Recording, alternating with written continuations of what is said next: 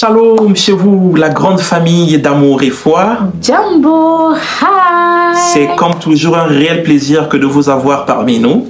Et aujourd'hui, nous voulons partager ensemble avec vous une simple causerie de couple, mon épouse et moi, mais cette fois-ci basée sur la musique.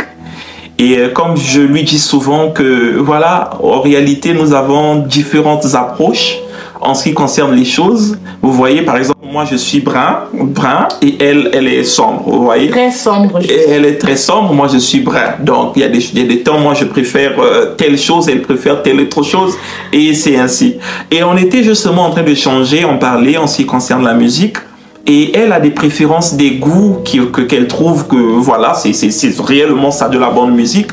Et moi par contre, quand j'écoute, je trouve que ce n'est pas vraiment cela. Et je souhaitais justement partager cela avec vous et dans l'espoir que voilà, vous aussi vous saurez peut-être nous compléter un peu dans nos approches. Alors, oui, vas-y, exprime-toi, toi la musique que tu penses croire, que tu crois être bien et... En fait, moi, pour commencer, déjà, moi, je suis quelqu'un, en fait, j'aime beaucoup la musique. Ouais. La musique, c'est quelque chose qui me passionne beaucoup. Et mon mari aussi, il a un penchant côté musique, il aime aussi chanter, bon, même si c'est vraiment différent. Parce que moi, j'aime les chansons que nos artistes proposent. Vous voyez? Pour être précis, elle aime les chansons des artistes, oui. De tous ces artistes. Moi, je suis plutôt cantique. Vous voyez? Moi, c'est des cantiques. À l'ancienne mode. Mon âme, prends-la, Seigneur. Les cantiques de victoire, en fait. Voyez-vous? Et quand déjà, pour moi, c'est quoi en fait? Ça, c'est ce que mon épouse ne comprend pas. Quand je chante des cantiques, ça me transporte facilement dans les hauteurs, dans les lieux célestes en Jésus-Christ.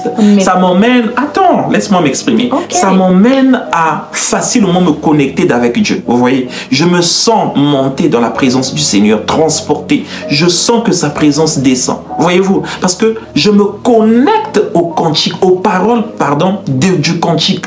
Et c'est ça en fait. Pour moi, c'est ça réellement la musique. Par contre, elle... Vas-y. Donc, vous voyez déjà, il dit que non, les cantiques, ça le connecte et tout. Mais il y a aussi nos bien-aimés qui chantent des chansons qui peuvent nous transporter dans la prière. Moi, personnellement, quand j'écoute les chansons de la sœur Esther Osungu, par exemple, sa chanson chante « La prière est une arme puissante qui libère ».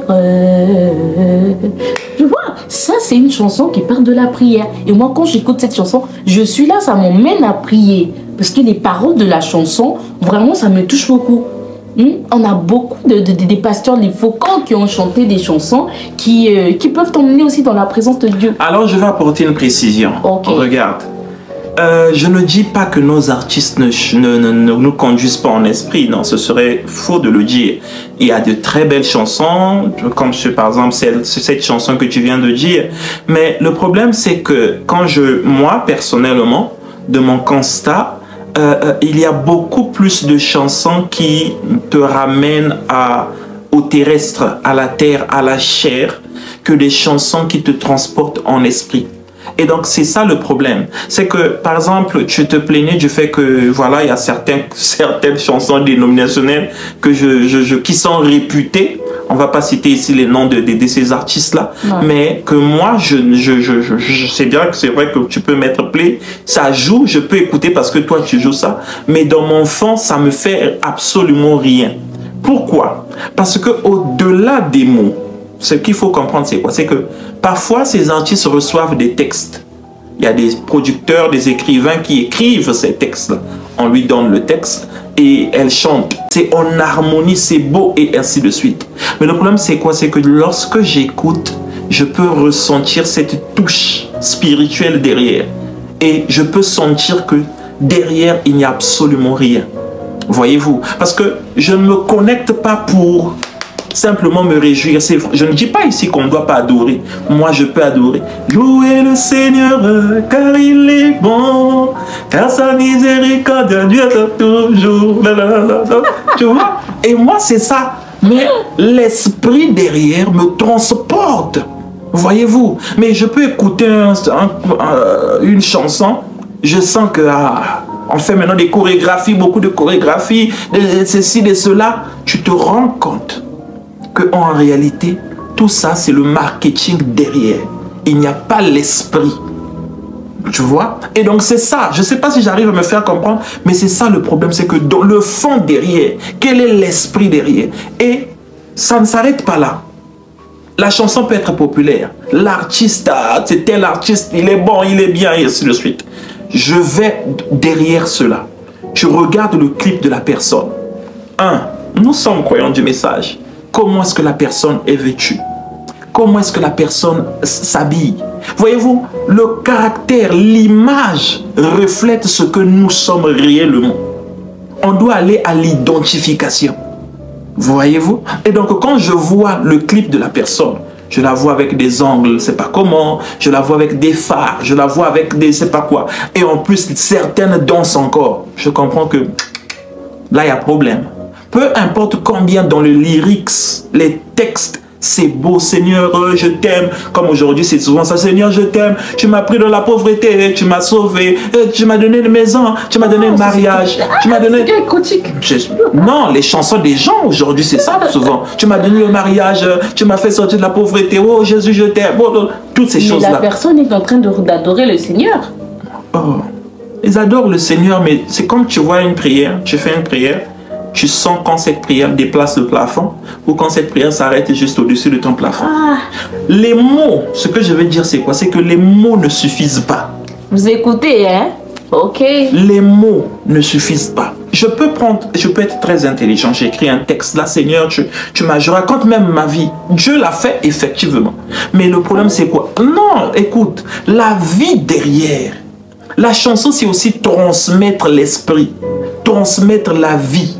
C'est ça le problème. Tu es chanteur, oui, mais quel est le message ou quel est l'esprit qui est transmis?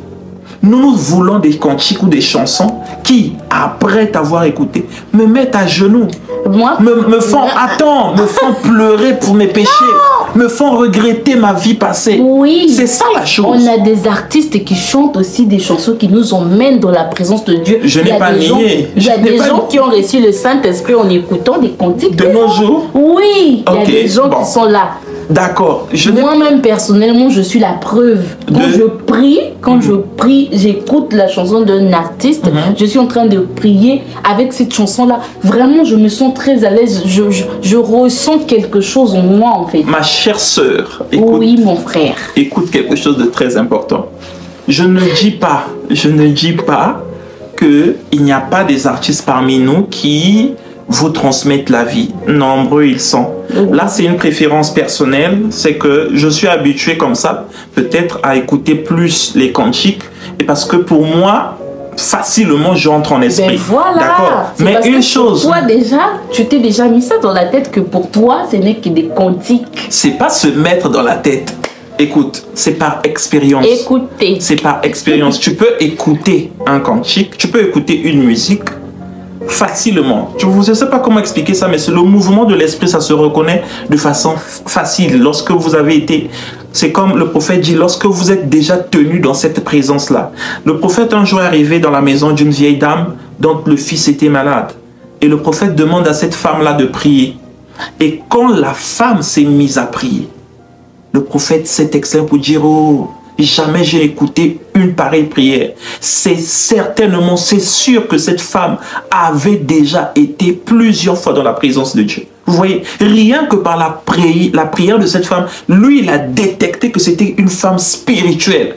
Voyez-vous? Et donc, tu peux écouter un cantique, tu peux écouter un chant de quelqu'un, de n'importe quel musicien. Mais derrière, facilement, tu te connectes à cet esprit, à l'esprit même. Voyez-vous? Mais il y a d'autres, tu écoutes, tu sens que c'est bon, on a mis la musique, on a mis le matériel, tout, la guitare, drum et ainsi de suite, il a chanté, il a écrit son texte, mais derrière, ça me donne rien.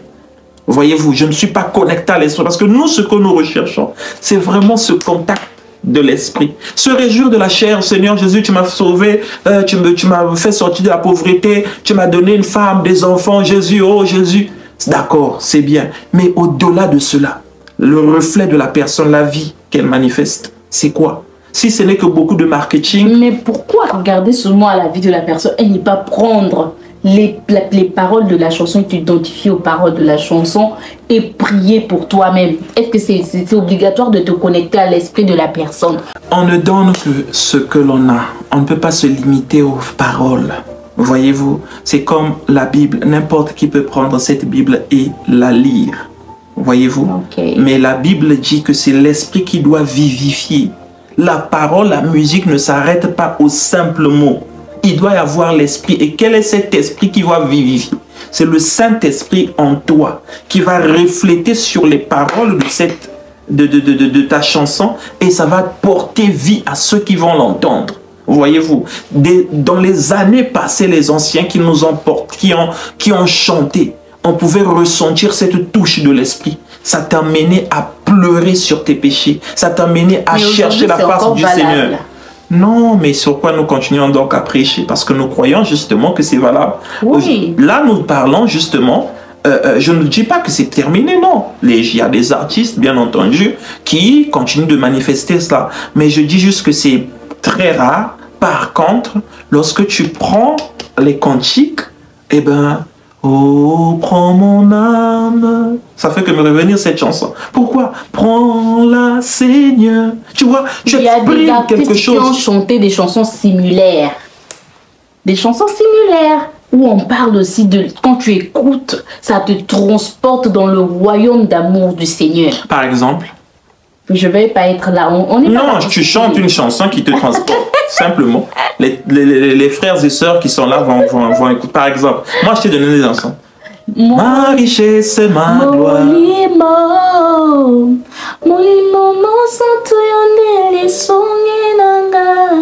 La chanson du frère Johnny Lutondo. Oui. Par exemple, c'est une très bonne chanson. Je n'ai pas dit le contraire, c'est ce que je t'ai dit. Tu vois, derrière les mots, il y a quelque chose.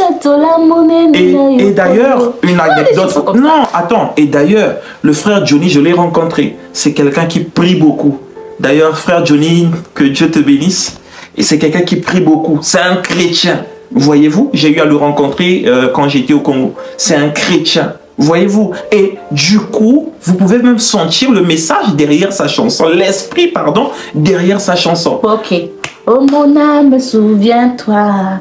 Oh mon âme, souviens-toi, Dieu n'a pas fini d'écrire ta Bible. Il a une histoire à écrire avec moi.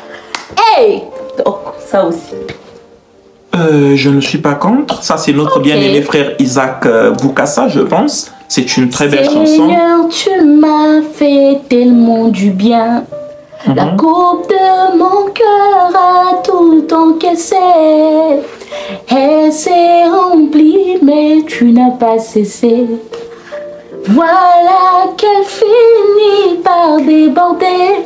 Et maintenant, comme conséquence, un chant de louange a été engendré dans mon cœur. Sois attentif, écoute ce chant, que tes multiples bienfaits en provoqué.